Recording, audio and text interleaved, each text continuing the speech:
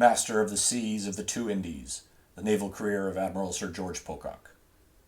A distant figure in our time, Sir George Pocock was a consummate naval officer, with victories in both the War of Austrian Succession and the 7 Years' War, responsible in the latter for securing command of the Indian Ocean during 1759 and for Britain's greatest maritime operation of the 18th century, the capture of Havana in 1762. Closely associated with controversial figures such as Lord Clive, John Byng, and the Earl of Albemarle, Pocock was marginalized in the historiography during the 19th century in comparison to the towering figures of Anson, Rodney, Hawke, and Boscawen. Pocock nevertheless played an integral role in several of Britain's most important maritime operations, and his well-deserved reputation for courage and steadfastness encourage modern reappraisal. George Pocock was born on 6 March 1706 at Thames Ditton, Surrey, the son of the Reverend Thomas Pocock and his wife Joyce Master. Thomas was a Royal Navy chaplain who ministered to the Royal Hospital at Greenwich. Pocock's naval career began in 1718 at the age of 12 when he joined HMS Superbe, a 64-gun ship, the captured French warship, then the flagship of Admiral George Byng, Viscount Torrington, who had married one Margaret, Joyce Master's sister. Superbe's flag captain was Streatham Master, Pocock's uncle. Pocock was accompanied to sea by his cousin John Byng, of eventual Minorca infamy, who was also beginning his career aboard the flagship of the Admiral, his father. Pocock's career path was thus smoothed by his close association with senior officers and his extended network of relatives and relations. Both Byng and Pocock were aboard Superbe when it fought at the Battle of Cape Passaro, Sicily, 11 August 1718. From here, Pocock spent 3 years aboard the hospital ship Louis, and a further 4 years aboard the warships Prince Frederick, 70 guns, and Argyle, 50 guns. Pocock was made lieutenant on 19 April 1725, other sources say December 1726, and was stationed aboard HMS Burford, 70 guns, followed by Romney, 54 guns, and then Canterbury, 60 guns. Pocock was next appointed to HMS Namur, 90 guns, the flagship of Admiral Sir Charles Wager, and in August 1732 he was promoted to first lieutenant. Pocock's first command was the fireship Bridgewater, to which he was appointed on 26 February 1733.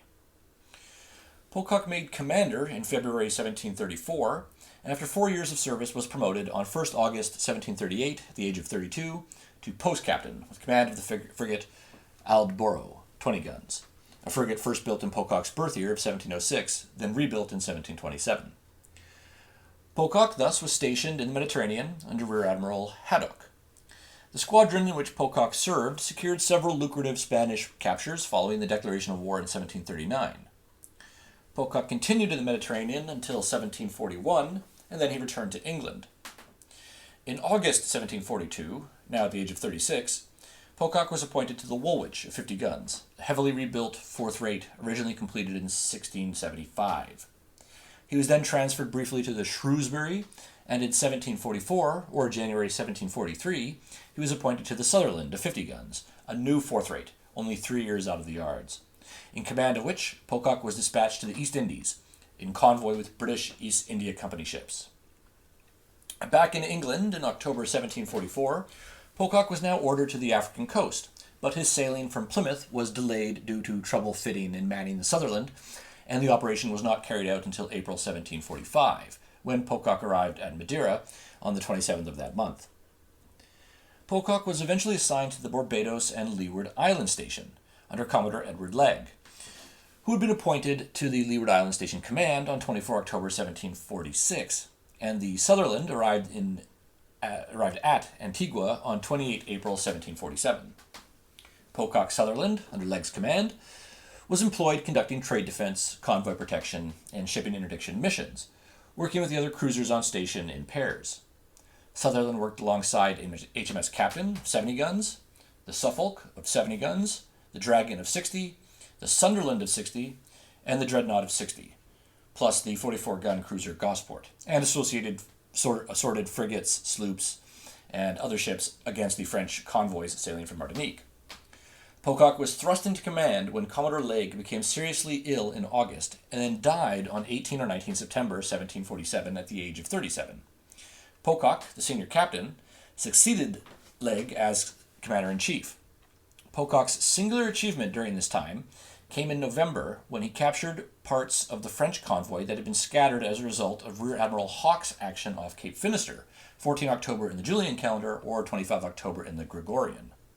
Pocock's small squadron of cruisers, frigates, sloops, and privateers captured as many as 40 merchant ships and 900 prisoners, although a further 66 merchant ships from the original convoy of 252 made it into the French base at Martinique. Pocock was relieved in the Caribbean in May 1748 by Rear Admiral Henry Osborne, and he returned to England. Shortly afterward, on 18 October 1748, the Treaty of Aix-la-Chapelle ended the War of Austrian Succession. Pocock had made some wealthy captures during his time in the West Indies, and was now fairly respectably endowed with money, although he was not yet rich. And as a result, he moved into the apartment at St. James Street, London. In 1749, at the age of 43, Commodore Pocock was painted by Thomas Hudson. Now, he was out of the loop until the beginning of the 7 Years' War. This provided Pocock with an opportunity to fight the French and thus resume his naval career. Pocock, however, had no command until 1754, when he was appointed to the Cumberland of 66 guns for home duty, before being transferred to the Eagle of 60 guns. Although this ship was badly damaged in a storm, and Pocock returned to the Cumberland to sail on 24 March with Rear Admiral Charles Watson and 400 troops, destined once again for the East Indies. The Cumberland arrived in the Indian Ocean in September 1754, and Pocock's role in the global conflict began at sea on 6 January or 4th February 1755, when he was advanced to the rank of Rear Admiral of the White. Cumberland reached Bombay on 10 November 1755, and Watson and Pocock were soon engaged fighting the pirate Tugali Angria, who sortied from his base at Jiria near Goa. Rear Admiral Watson in Kent, with Pocock as his second-in-command aboard the Cumberland, transported a detachment of troops under Lieutenant Colonel Robert Clive to Garia, arriving on 12 February 1756. Clive's soldiers were landed in the evening, while Watson's force put Angria's pirate flotilla to the torch and bombarded his base. Although Angria escaped, the pirates' base and treasure, including 130,000 pounds of spices, jewels, and other valuables, were captured. Admiral Watson returned to Madras at the end of April, and Pocock was promoted to Rear Admiral of the Red on 4th June. Almost 2 weeks later, Suraj-ud-Dowlah, the 19-year-old Nawab of Bengal, deployed 30,000 men to surround Calcutta, where Britain's Fort William was garrisoned by a mere 500 soldiers. The fort fell on 20 June, and the captured British prisoners suffered their ignominious fate in the notorious Black Hole of Calcutta, more than half of the prisoners dying from suffocation. News of this disaster reached Madras on 16 August, where Watson and Pocock were stationed. A relief expedition was organized, but it was unable to sail until October, when the prevailing winds made progress tortuously slow. Pocock's mission, working with C&C Watson, was to escort a landing force to Calcutta, but the squadron did not arrive until 8 December, and Pocock's Cumberland had become separated from the attacking squadron, and worse, was running short on supplies. In January, by the time Pocock reached Calcutta, the British forts had already been recaptured by Watson's landing force of 700 regulars, 600 sailors and marines, and 1,200 sepoys, commanded once again by Colonel Robert Clive. Pocock was promoted to Vice Admiral of the White in February 1757, or possibly earlier on 8 December 1756. Now Clive, after defeating Suraj-ud-Dowlah in open battle and securing his cooperation through a peace treaty on 9 February, was eager to advance on towards the French trade post at Chandernagore. Conveniently, it was now that news arrived from Europe that war had indeed been declared between France and Britain, and Clive and Watson set off upriver. Pocock, arriving at Calcutta shortly after this, followed up the Hooghly River in a boat and barge flotilla. He arrived on 22nd March 1757 and immediately took command of the warship Tiger, 60 guns, while along with the Kent, 70 guns, and the Salisbury of 50 guns, had managed to work themselves upriver. The bombardment commenced the following day. In this violent action, Pocock himself was wounded when he was hit by flying splinters. The Salisbury failed to get into position, and the Tiger suffered 13 killed and 54 wounded. The Kent another 19 killed and 74 wounded. Following the surrender of Chandernagore, Clive went off to defeat Suraj-ud-Dowlah, who had once again turned against the British East India Company, and this took place at the famous battle at Plessey, 23 June 1757. On 15 or 16 August 1757, Rear Admiral Watson died of fever at Calcutta, and Pocock assumed command of the entire East Indies Squadron. Also at this time, Pocock learned of the court-martial and execution of his cousin, Admiral John Byng, stemming from the latter's failure to recapture Minorca on 20 May 1756. Early in 1758, Pocock left Bengal for Madras, where he was met by Commodore Charles Stevens with reinforcements, 4 ships of the line and a frigate, and on 5 February, or 31 January, Pocock was promoted to Vice Admiral of the Red. Now, the essence of fleet strategy in the Indian Ocean revolved around securing trade from the west coast of the subcontinent between April and September, before the monsoon season began, and no doubt the French would do what they could to interdict this trade. Indeed, intelligence soon arrived that the French were sending reinforcements to counterattack. A small force led by the skilled Anne Antoine Comte d'Acha de Sequerny, who had been dispatched from Brest on 3 May 1757. Although weakened, Wing 3 of d'Acha's 4 ship of the line had to be diverted to Louisbourg. Now, Pocock flew his flag from HMS Yarmouth of 70 guns and put to sea on 17 April, passing Negatapan and Fort St. David, and on 28 April, Pocock's squadron of 7 intercepted the Comte d'Acha squadron of 9, mostly French East India Company ships, at Cuddalore. D'Acha had previously arrived at Fort St. David, where he forced 2 of Pocock's detached frigates to run aground, whence the British crews torched the ships to prevent capture. D'Acha at this time was escorting 1,200 French reinforcements, roughly 4 battalions, under the command of the Comte de Lally, Lieutenant General Thomas Arthur Lally, Baron de Tollendal, descendant of an Irish emigre, a soldier of fortune, who was destined for the French base at Pondicherry. While Pocock was preparing to close with d'Acha's squadron, the French admiral dispatched Lally Tollendal in the Comte de Provence of 74 guns to make for Pondicherry, leaving only 8 ships to fight Pocock's 7.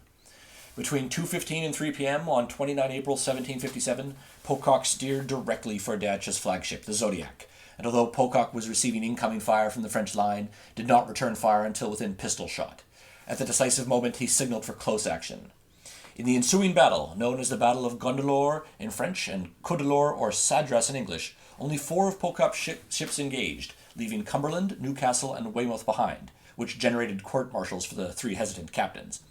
And by the time the 3 laggard ships had caught up to the British, Pocock's forces had been badly damaged, allowing d'Acha to make good his escape, limping into Pondicherry, where the Comte de Lally had already arrived. Although Pocock flew the signal for general chase, it was clear that the British, with many sails and masts shot away, could not pursue, and thus only the frigate Queenborough was sent ahead to try and locate the French squadron during the night, but to no avail. d'Acha later lost the East Indiaman Ben-Ami, 58 guns, when it crashed ashore. Nevertheless, Pocock's force had inflicted numerous casualties, 162 killed and 360 wounded, or near 600 Frenchmen killed and wounded, in particularly aboard d'Acha's flagship. D'Acha, however, had done well himself, having achieved his objective of getting through to Pondicherry, and had inflicted casualties of his own, primarily on Pocock's flagship, the Yarmouth. Total British losses were 29 killed and 85 or 89 wounded. Pocock refitted at Madras and was prepared to sail on 10 May. Lally Tollendal was on the move, however, and with 3,500 Europeans and another 3,000 Indian troops, first captured Cuddalore and then laid siege to Fort St. David. Pocock intended to relieve the siege of Fort St. David, but was unable to reach the outpost before it surrendered on 2nd or 6th June, along with its garrison of 1,000. Pocock's normally cool temper was by now inflamed, and upon return to Madras for victuals and water, he ordered the court-martials of Captains Vincent, Legge, and Brereton, whom he held responsible for failing to engage at the battle on the 29th of April. Captain Vincent was relieved of his command, Legge was cashiered, and Brereton was reduced a year in seniority. The incident had stung Pocock, a man not easily shaken from his serene demeanor, and in later years he acknowledged this fact, coming to believe that he had perhaps been overly harsh in handing out these sentences. With justice meted out, Pocock put to sea again on 25 July and captured half a dozen merchant ships before scouting the harbor at Pondicherry on the 27th. D'Acha, realizing that he was about to be trapped, and with few provisions remaining, took his force of 7 and a frigate and fled to sea, once again eluding Pocock's general pursuit. Pocock was, however, able to capture and burn a French ammunition ship that had been approaching Pondicherry. Pocock sighted Dacha's force on 1st August, and although Dacha skillfully delayed with a series of maneuvers all of August 2nd, Pocock was finally able to bring the Comte to action on the morning of the 3rd near Nagarapan. At 1:20 p.m., Dacha decided it was time, his fleet drawn up in a crescent, and signaled to engage. Pocock followed suit, but was temporarily frustrated as Dacha pulled his squadron away, firing chain shot at the English line, which carried away signals and masts. Pocock was determined, however, to fight, and at 2:25 he flew the signal for close action. Captain Richard Kempenfeldt in the Elizabeth furiously attacked the Comte de Provence, temporarily setting that ship ablaze, then moving on to attack the Duc de Bourgogne. Meanwhile, Pocock in the Yarmouth once again made for Dacha's flagship, the Zodiac, and engaged it with a heavy fire, destroying the ship's wheel. A gun exploded aboard the French flagship, and in the confusion, the Zodiac collided with the Duc d'Orléans. With Yarmouth and the Tiger closing in, Dacha could see that the battle was turning against him, and once again the daring French commander effected his escape, making for Pondicherry at 2:08 p.m. Pocock signaled for general chase, but once again it was too late, and Dacha, although shaken, limped back in a harbor. Pocock's squadron had suffered some 200 casualties, 31 killed and 116 to 166 wounded, including a slightly injured Pocock himself and Commodore Stevens, the latter who had been shot by a musket ball in the shoulder. Dacha had suffered 800 casualties, 250 killed and 600 wounded, amongst the latter including Dacha himself, as well as his flag captain. The strategic situation, meanwhile, was liable to worsen for Pocock, as on 9 March the French had dispatched additional reinforcements from Brest, the Minotaur, 74 guns, the Actif, 64 guns, and the Illustre, 64 guns, plus the Fortune, 54, and from Lorient on 7 March. The Royal Navy, on the other hand, was able to spare only the Grafton of 70 guns and the Sunderland of 60 guns, which both sailed from England on 8 March.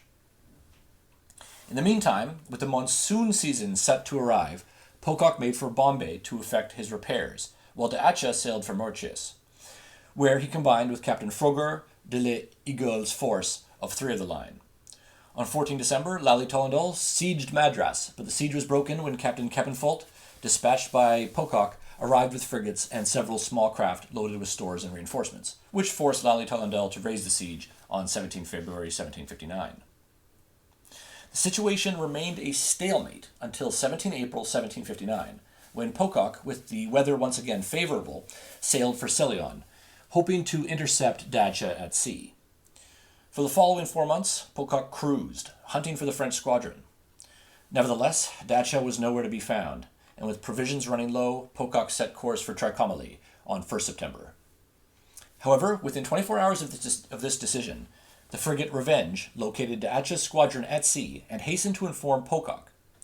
Hearing of this break of good fortune, Pocock put about and signaled for a general chase. Dacha, once again faced with his old nemesis, knew exactly what to do, and proceeded to amuse Pocock at sea for 3 days, until the French commander disappeared into a bank of haze. Pocock immediately made to blockade Pondicherry, hoping to intercept Dacha should he try for that port, which was in fact Dacha's intention, as he carried supplies for the critical base. Pocock arrived off Pondicherry on 8 September, early in the morning, exactly 8 hours before Dacha. The French squadron was sighted at 1 p.m., and 2 hours later had been identified as 13 sail. Pocock continued ahead of Dacha to prevent his escape and hounded the French squadron for 48 hours, finally closing on Dacha's line at 2:10 p.m. on 10 September. On this occasion, known as the Battle of Pondicherry, Pocock had 9 of the line against Dacha's 11. Dacha, with Yarmouth now nearly within musket shot, saw that the battle was now unavoidable and signaled for action, with Pocock immediately following. An intense cannonade commenced until Dacha pulled away not long after 4 p.m. Once again, Pocock's ships had been so badly damaged in their masts and yards and sails that pursuit was impossible. In the pitched battle, Dacha himself had again been wounded, his flag captain killed, one amongst a total of 1,500 French casualties. Pocock's force had sustained 569 casualties, 118 killed outright and 66 dying afterwards, with another 385 variously wounded. Furthermore, Captain Mitchell of the Newcastle had been killed. Pocock ordered the frigate Revenge to follow Dacha, while the English made quick repairs at sea. The next morning, the English sighted the French squadron, but Dacha once again made sail, disappearing over the horizon. With Tiger and Cumberland under tow, Pocock made for Nagaban, where he hoped to repair. He then sent to Madras for reinforcements. At sea again on the 20th, Pocock set course for Pondicherry, where he found Dacha at anchor beneath the fortress guns on the 27th.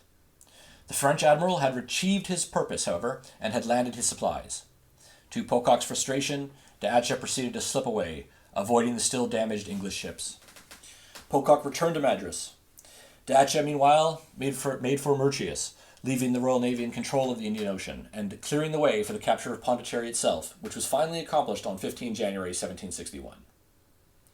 With Dacha's flight from the Indian Ocean, the Battle of Pondicherry thus secured India for Britain, much as Admiral Saunders and General Wolfe had done for Canada at Quebec on 13 September, Commodore Moore had done for Guadeloupe in the West Indies on 1 May, while Hawke had destroyed the Brest fleet at Quiberon Bay on 20 November, and Boscawen destroyed the Tulian fleet at Lagos on 18 August. This string of victories that made 1759 Britain's annus mirabilis. Pocock, his health weakened by 5 years of relentless warfare in the East Indies, was ordered to hand over his command to Commodore Stevens and return to London at the end of 1759. Pocock, however, felt his presence was still required and thus did not relinquish his command until April 1760. Finally, back in London, he was rewarded with a marble bust commissioned by the grateful East India Company. Later that year, at the age of 54, Pocock was elected MP for Plymouth and was subsequently knighted in March 1761. Pocock now used his influence and his close relationship with Admiralty First Lord Anson to advance the interest of his commanders, being able to get James Hawker promoted, although not William Owen. Pocock, of course, believed in rewarding those who had supported him. After Pondicherry and the capture by Clive, when Lally Tollendal was captured and sent to England, he pleaded that he might be introduced to Pocock, and this request granted is alleged to have spoken to the Admiral thus, quote, "Dear Sir George, as the first man in your profession, I cannot but respect and esteem you, though you have been the greatest enemy I ever had. But for you I should have triumphed in India, instead of being made a captive. When we first sailed out to give you battle, I had provided a number of musicians on board the Zodiac, intending to give the ladies a ball upon our victory. But you left me with only 3 fiddlers alive, and treated us all so roughly that you quite spoiled us for dancing." End quote. Lally Tollendal was traded back to France, where he was made a scapegoat for the failure in India, and was executed at Paris on 9 May 1766. Of Pocock's actions in India, Sir Julian Corbett, famous naval historian, wrote in 1909, "It is the fashion now merely to deride his battle tactics, which, after 3 actions in 18 months, had failed to secure a real decision, though the tactics which would have secured such a decision against a superior force, determined to avoid one, are never very clearly indicated. More just it would be to praise his vehement general chases, the daring and resolute attacks which in manner yielded nothing to Hawke's, and above all, for the strategical insight and courage which enabled him to dominate a sea which it was practically impossible for his inferior force to command." As for Dacha, Pocock's great antagonist in those distant waters, Pitt's American strategy, culminating in the capture of Quebec while trading India as a holding action, had effectively terminated the threat from Mauritius. Clive now wrote that, quote, "This time the superiority of our force at sea, I take for granted, is beyond dispute, and of consequence our resources must be more than those of the French. A victory on our side must confine the French within the walls of Pondicherry, and when that happens, nothing can save them from destruction, but a superior force at sea." End quote. On 8 June 1760, news arrived at Mauritius, informing Dacha that the English were now preparing to shift their efforts to the East Indies, and thus that he could expect an operation with sizable forces against his island base, precluding any chance of further operations in Indian waters. Dacha sent 2 frigates to inform Pondicherry of this unhappy fate, and in January 1761, that last all-important French base in India capitulated. War was now declared against Spain on 4th January 1762, when the British government learned of a treaty between France and the Spanish signed in August the previous year. The cabinet, once again under the Duke of Newcastle, reached the decision to strike Havana on 6 January, a project William Pitt had proposed before his resignation in October 1761, and Pocock, now promoted to Admiral of the Blue, was selected for overall command, with Lieutenant General the Earl of Albemarle commanding the land forces. Lord Anson drew up the plan, part of a two-pronged assault against the Spanish Empire's key colonial outposts at the Philippines and Cuba. On 7 January, the Navy Board issued its request for transportation for the project, and by the end of January, the transports had been prepared and supplied for 7 months' rations. Pocock's final orders arrived on 18 February. By 26 February, the entire force was prepared and assembled at Spithead. Albemarle described Pocock's effort as indefatigable. Pocock was to proceed with his forces to the Lesser Antilles, rendezvous with Major General Robert Monckton and Rear Admiral George Rodney, then sail to St. Domingo to assemble the additional forces for the landing before moving on to his objective at Havana. Pocock was to collect another 4,000 regulars and American militia from New York, as well as a planned regiment of 500 blacks and 2,000 slaves from Jamaica, plus pilots from the Bahamas, although these later turned out to be inexperienced. Celerity was imperative, as the onset of the hurricane season in August was bound to terminate operations, as was the prevalence of tropical disease such as yellow fever. Pocock, with second-in-command Commodore Augustus Keppel, departed England with 5 sail, 67 transports, and 4,000 troops, 4 regiments, the 22nd, 34th, 56th, and 72nd, on 5 March, and arrived at Barbados on 20 April, before sailing to Martinique on the 26th, the latter island recently captured by Rear Admiral Rodney and Major George Monckton that January, along with St. Lucia, which had also been captured on 25 February under Captain Augustus Harvey.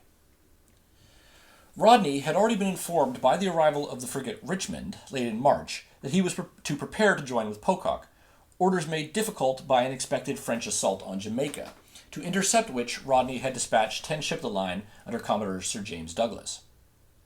In the event, further intelligence confirmed that the French attack was not likely to take place, and thus Commodore Douglas, aware of the all-important nature of the Havana operation, decided to use his detached squadron to blockade the French base at Cape Francois, St. Domingo, thus preventing the French and Spanish fleets from combining and possibly threatening the invasion force when it arrived.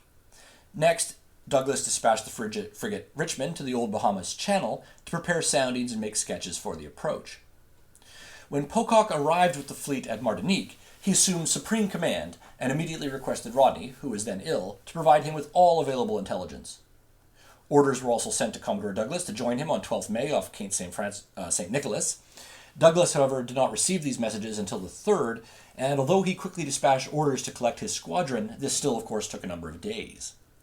As Rodney and Monckton were on bad terms at this stage of the occupation of Martinique, Pocock and Albemarle were required to significantly reorganize the landing force, including the purchase of slaves from Martinique and elsewhere, as it was realized that Jamaica was unlikely to provide any, and about 600 slaves were thus obtained. Pocock further upset Rodney by taking charge of the latter's flagship, the Marlborough, and consigning Rodney's staff to a smaller 64 before departing. Rodney subsequently penned an agitated series of letters outbound, including one to the Prime Minister. Pocock departed Martinique on 6 May and collected a trade convoy on its way to Jamaica, building the invasion fleet up now to over 200 transports and 13 ships of the line. The fleet arrived at Cape St. Nicholas on 17 May and collected what few of Commodore Douglas's ships were in the area, the rest being still dispersed on blockade duties or revictualling. The full squadron did not join Pocock until 25 May. Pocock's complete force now consisted of 20 ships of the line, a 50-gun cruiser, 5 frigates, 3 bomb vessels, a sloop, a cutter, and transports carrying 11,000 troops. Pocock allowed the merchants bound for Jamaica to depart, another indication of the powerful Port Royal merchant lobby's influence, under the escorts of HMS Centurion, with Commodore Douglas aboard. Pocock, who was entrusted with a copy of Anson's Spanish charts, plus his own navigational experience from his time in the West Indies, worked the invasion force around the dangerous north coast of Cuba, utilizing skilled navigators such as Captain Holmes in the sloop Bonita and Captain Lindsay in the Trent, alongside the Lurcher, to prepare the way. These vessels were in the process of scouting a route when they found Captain Elphinston of the Richmond on 29 May, who had in fact completed his survey of the approach. A combination of sounding boats and coastal torch fires were used to navigate, which allowed the fleet to sail through the Old Bahama Passage. A minor success occurred during this phase of the operation when, on 2nd June, Captain Alms in the Alarm captured the Spanish frigate Thetis and the storeship Phoenix. Pocock arrived off Havana on 6 June and started the landing the following day, with Commodore Keppel, in fact Albemarle's brother, in overall command. 3,963 soldiers, grenadiers, and artillerymen were landed by 10:30 in the morning. The light Spanish defenses at the Coxamore River Delta were swept away by Keppel's naval gunfire. While Pocock's second-in-command was carrying out this phase of the operation with his 6th of the line, Pocock moved with his 13 of the line past the harbor, where he identified 12 Spanish warships, and further to the west conducted a feint landing with the Royal Marines at his disposal. Meanwhile, the Earl of Albemarle landed his complete force between the Boca, Noa, and Coxamore rivers, supported by gunfire from Captain Harvey in the Dragon, along with the sloops Mercury and Bonita. On 8 June, Pocock dispatched frigates to scout for additional landing locations and to conduct soundings along the coast, in the process discovering that the Spanish had now sunk a block ship at the harbor entrance, followed by a second block ship sunk on 9 June.